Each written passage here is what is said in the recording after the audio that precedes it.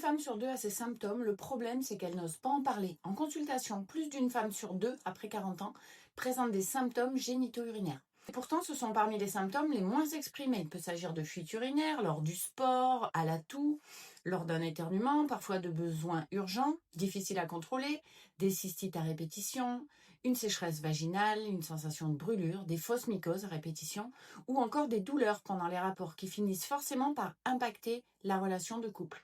Ça n'est ni rare ni psychologique et surtout ça n'est pas normal avec l'âge. Ces symptômes sont liés entre autres à la chute des oestrogènes qui modifient la qualité des tissus vaginaux et urinaires. La muqueuse s'affine, elle devient plus fragile, plus fine, moins hydratée et plus inflammatoire. La première ligne de prise en charge, validée scientifiquement, repose souvent sur les oestrogènes par voie intravaginale, à discuter avec le médecin traitant ou le gynécologue.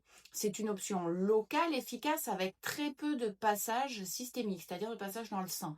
Mais aujourd'hui, il existe aussi d'autres alternatives pour des cas plus avancés, adaptés au degré des symptômes, selon qu'il s'agisse juste d'une sécheresse, de douleurs, de fuite urinaire plus marquée.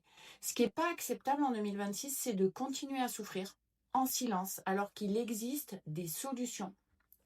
Tant que ces sujets ne sont pas abordés spontanément en consultation, beaucoup de femmes n'oseront jamais en parler. Vous n'êtes pas obligé de vivre avec ça, c'est pas une fatalité du vieillissement et non, vous n'êtes clairement pas la seule. Ce sujet vous concerne ou vous parle, enregistrez la vidéo, partagez-la avec vos amis et abonnez-vous pour comprendre ce que votre corps traverse après 40 ans sans tabou.